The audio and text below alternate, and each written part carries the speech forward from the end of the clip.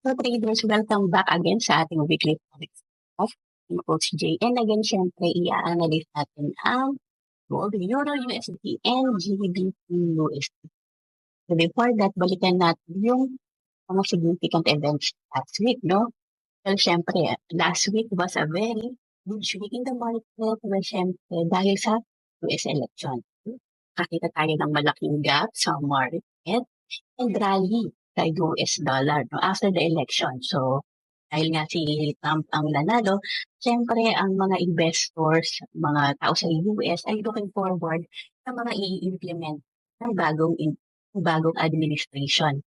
Especially nga no, si President Donald Trump ay may plano siyang i-implement ang tax cut sa mga corporation at maglagay ng mga tariffs. Therefore, it will lead talaga for US strengthening. So, rest na inflationary yung mga right. So, syempre, let's check muna yung mga significant events for next week. So, sa Monday, okay, maraming mga bank holiday, kaya medyo siguro quiet ang market. So, hindi ganun kalaki ang volume. We have sa Monday, no, kay NVB, merong inflation expectation. Si Euro, si CAD, US bank holiday sila. On November 12, we have for GDP, 3-month change. November 3, PAUD, wage price index. Ako sa US, ito na yung mga CPI. So next week, ito yung aabangan natin. Okay?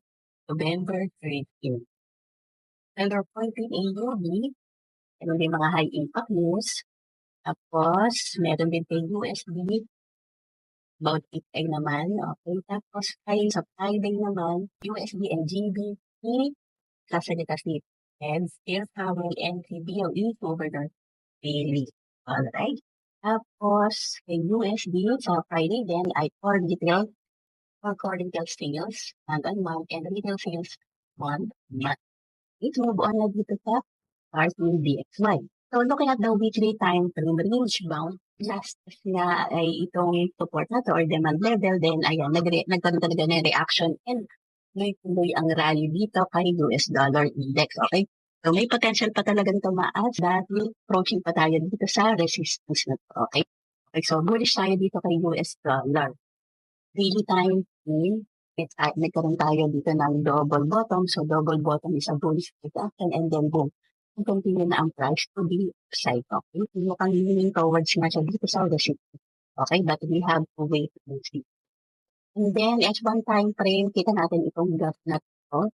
Anong na-declare si Trump sa si US President, talagang sobrang bullish ang sentiment. Okay?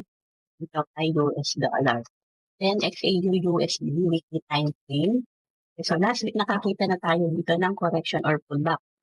Pero yung ma-break dito sa consolidation area na ito, nagkaroon na ng PD upside and nag-create talaga siya ng series of higher highs and higher lows. So, after ditong impulsive move na to, talagang expect natin na magkakaroon siya ng correction. And if you want to measure the correction, we can use the Fibonacci retracement tool. Yan. So, from this low to the high, the impulse leg, then kita natin na nag-react ng price sa 78% yung tinatawag na last instance ay dito sa Fibonacci. So, therefore, may possibility na umakyat. Again, may possibility lang, okay? Check natin ang daily time frame. So, dito naman sa daily time frame, nakakita tayo dito ng head and shoulders, okay? So, head and shoulders kasi isa reversal pattern. Hindi naman sa i-reverse na yung trend na to, ay kita nyo naman yung momentum, very bullish, ay walang na magkakaroon talaga ng pullback. Which is, yun nga yung nangyari. Okay? We want to measure yung target AP ditong head and shoulder na to. We can measure it manually from this head down to this yung neckline. Kasi ipapipus na natin. On the neckline, yeah. So, ito yung neckline. And, kanya naman na-reach niya na ang kanyang target. Therefore, kailangan talaga wait natin na dumating ang price dito sa neckline kung ano yung gagawin niya. Kasi dalawa yung possible mangyari, di ba? The first, dahil trend ang market, possible na magkaroon na ng continuation to the side, okay? Or magkaroon pa dito ng deeper pullback na pag dumating, nag-indicate niya itong neckline ay magkaroon pa siya ng deeper pullback down, all the way down sa may ranging area na nakita natin sa weekly. Okay? Basta ngayon, be patient muna tayo kasi look at the location ng price ngayon, nasa gitna lang siya nito. Resistance na to and support na to. Okay, so congrats kung nakapag-buy kayo dito sa area na to. Siyempre, check natin ang COT report for gold. COT report ng gold, kita naman natin na unting-unting bumababa ang net position. So, they went from having 310K and ngayon ay 205,329 na lang. Okay? Very huge din ang kanilang close na long positions. Pero, generally, upward pa rin naman, okay? Dahil 336 ang kanilang long positions while 81,000 lang ang kanilang short position. So, talagang possible na pullback lang yung nakita natin na head and shoulder. Natin ang H4. Kung gumagamit kayo ng EMA 200, kita nyo naman na well-resistant din talaga ito. EMA 200 and also binding up dito sa trend line. Okay, so we have to be very careful kasi possible na false breakdown lang yan. Okay? Wala ko nakapag-buy na rin ako dito pero very lang. Siyempre, hintayin ko na lang siya dito sa may neckline. Yan. So, exciting na naman si gold by next week. Meron na naman tayong aabangan. Okay? Next naman, Euro-USD. Dahil ang DXY and Euro-USD ay inversely correlated sila, so kung bullish ang DXY, bearish tayo dito kay Euro. Okay? As you can see, no, ang price ay naririto sa very strong level din ng demand level. Okay? So, expect din natin dito na may mga buyers dito sa area na daily time frame. Daily time frame ay very bearish talaga. So, ang next support level ay dito sa area nito dahil marami rin bounces dyan sa area na ito. Ang dito naman sa area na to, ito yung marami dito mga liquidity grab. Hintayin na lang natin siya magkaroon ulit ng pullback at tayo mag-sell. Let's check the floating report.